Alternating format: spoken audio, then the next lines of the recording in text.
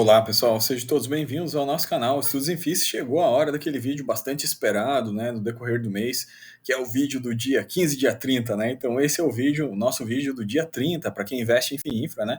A gente tem aqui os anúncios dos principais rendimentos, tá? Então fiz uma tabela comparativa aqui, não somente com os anúncios que saíram até o presente momento, né? Mas a gente vai transformar isso aí em dividend yield anualizado e fazer algumas breves discussões sobre cada um dos produtos aqui. Então, sem mais delongas, né, vamos mergulhar aqui direto na nossa tabela resumo.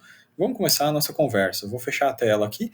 Então, vamos ver, comparando, né, como é que foi o mês anterior com o mês atual. Alguns produtos ainda não saiu, tá, o resultado. Aqui é o caso do BDIF, o caso do RBIF, o caso do SNID, tá? Esses três ainda não divulgaram.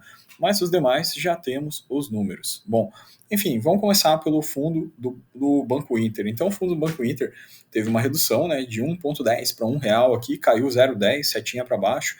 Esse valor de R$ 1, né, em função da cota atual, ele ainda equivale a um dividend yield anualizado de 12,9%, né? Ou seja, se ele continuasse pagando R$ 1 de agora para frente a esse preço de cota, isso equivaleria a 12,9% de rentabilidade anualizada proveniente dos dividendos, tá? Então essa é a métrica, relembrando que esses dados aqui são todos dados coletados hoje, né? Tanto da cota quanto de valor patrimonial, né? Ou seja, isso aí é pré-data Datacom, ou seja, antes da saída dos dividendos de dentro do VP dos produtos, tá?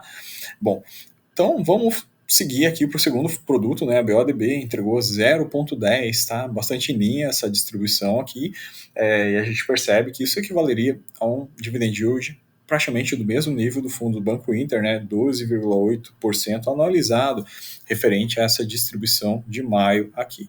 Então, o BODB seguiu em linha, né, manteve seus rendimentos. Quando a gente fala do CDI da Sparta, a gente tem que relembrar que esse 2,70 ele foi devido a uma distribuição extraordinária do mês passado, que foi uma equalização no VP em função da emissão, tá? Então, essa equalização foi feita para os cotistas que estavam no produto, por isso 2,70, e aí o fundo voltou aos patamares do target dele, né, que basicamente ele busca entregar aí mais que 110% do CDI isento, né? Entregou realmente esse mês aqui 1,13. Então, esse 1,13 que ele entregou corresponde a uma rentabilidade de 12,3% anualizada, né? Quando a gente compara com o CDI basicamente atual, né, de 10,65%, então realmente o fundo está conseguindo aí superar aquela métrica, o target, o objetivo de rentabilidade dele, tanto nesse mês, né, com base 1,13, mas especialmente no ano, onde esse produto já vem acumulando aí 18% de rentabilidade. Bom, então passamos pelo CDI da Sparta, né? Agora a gente vai para o CPTI. Então, o fundo da Capitânia distribuiu aqui 1,10, basicamente, isso equivale ao preço de cota atual a 13% de dividend yield. Um dividend yield bastante interessante também. IFRA 11 foi um dos poucos aí que, se não o único, né, que subiu a distribuição em relação ao mês anterior. Então, o IFRA 11 no mês de maio conseguiu distribuir aí 1,12, equivalente a 12% de dividend yield anualizado também. O juro da Sparta segue bastante em linha com o guidance, né, pessoal? Eles tinham anunciado o guidance de 1,25 para esse primeiro semestre. O guidance vem se cumprindo, né, basicamente. Com isso, a gente tem essa rentabilidade excepcional de 14%.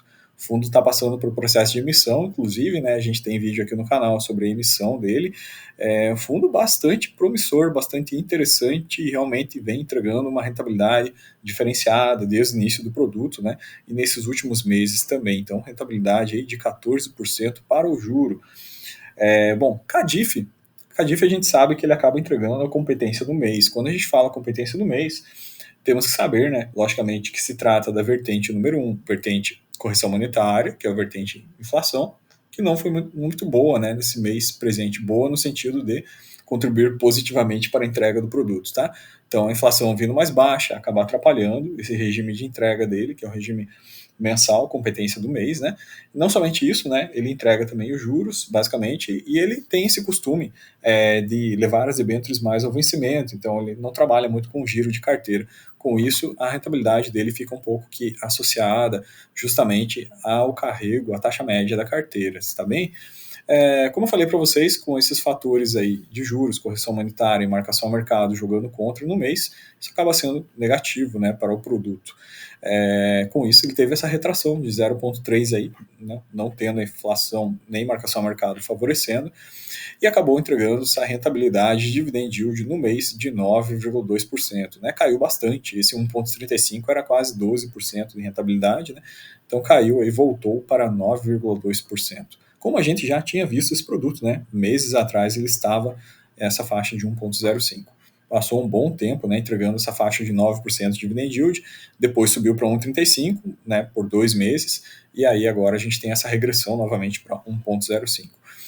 Fundo Ogin, que recém mudou de nome, a gente até gravou um vídeo aqui para falar sobre essa troca, uma troca de nomenclatura, né, troca para Nicos, basicamente continua a mesma gestão fazendo um trabalho interessante no produto, e o trabalho da gestão se reflete sempre, né, em rentabilidade, né, então quando a gente analisa aqui, esse fundo tem entregado com bastante consistência esses 13 centavos aí, e esses 13 centavos correspondem basicamente a uma rentabilidade, um dividend yield de 15,7%, bastante interessante esse produto aqui. Bom, demais produtos aqui a gente comentou que não saiu, né? O RBIF, o SNID, se não me engano, a datacom dele é dia 15, né? Mas enfim, não saiu aqui a distribuição, embora tenha um guidance, né? Realmente para esses dois produtos já bem colocado. O Rio Bravo a gente tem aquele guidance bem desenhado, a distribuição dele, se eu não me engano, faixa inferior 0,91, faixa média 0,93, faixa máxima 0,95, e o SNID existe uma possibilidade de um guidance aí nessa faixa de manter esse 1,05. O fundo conta ainda com uma leve reserva, né? Então não deve vir nada muito diferente, na minha opinião, né, desses dois produtos que a gente comentou aqui, mas sempre bom aguardar a divulgação, né, do próprio fundo, né? Isso aqui que eu estou falando é uma opinião pessoal, não é guidance, tá, pessoal? Com relação ao XPID, né, acho que aqui é a principal alteração, esse fundo é para investidor qualificado, mas aqui sim a gente percebe uma queda relevante no rendimento. O rendimento realmente caiu para a faixa mínima do guidance, então caiu para 0,85, uma queda bastante forte. A cota já estava, inclusive, bastante machucada nas últimas semanas. A cota vinha com bastante queda. A gente comentou sobre isso aqui no último ranking dos FIINFRA, se eu não me engano, né, com relação à Oxy Energia, para que todos tivessem cuidado antes de aportar nesse fundo ou, né, de analisar ele com bastante cuidado, analisar essa operação da Oxy, porque é uma operação que ainda ela não está plena, por assim dizer, né? Uma operação que está em fase bastante inicial, então está sujeita aí às intempéries de início da operação, até que isso aí firme, né? Existe uma pressão de caixa, pressão de liquidez, existem vários fatores nessa operação que merecem e exigem observação. Então, fechou o mês, né, com esse 0,85 em maio, corresponde ao preço de cotas atuais, um dividend yield de 14%. Bom, quando a gente faz uma vista geral nesses produtos todos dos FIINFRAs, né, se a gente tirar uma média, a exceção do CADIF, que realmente voltou aos patamares anteriores, né, em 2023, voltou ao resultado de 2023, né, que essa foi essa média aí na casa de 9% que ele entregou. Os demais produtos realmente têm conseguido uma média bastante consistente, né, o mínimo aí que a gente tem é 12%, e os máximos aí da ordem de 14%, 15,7% de rentabilidade. Se a gente tira uma média de todos os produtos, né, facilmente a gente chega numa média de 13% de rentabilidade isenta, né, nesses produtos aí. Então, na minha opinião, não é recomendação, né, são produtos que realmente, para quem não tem carteira, vale a pena estudar, tá, pessoal? Então não é recomendação de compra, mas é uma recomendação de estudo. Afinal de contas, é uma diversificação interessante por se tratar de produtos de renda fixa que estão encapsulados, né, na forma de um produto de renda variável. E esses produtos aí acabam, sim, tendo uma certa blindagem, né, com relação a característica intrínseca deles, que são as próprias debêntures incentivadas e a sua segurança em termos de garantias, tá? Então, galera, o vídeo de hoje era isso aí, tá? Fico por aqui e até o próximo vídeo. Grande abraço para vocês.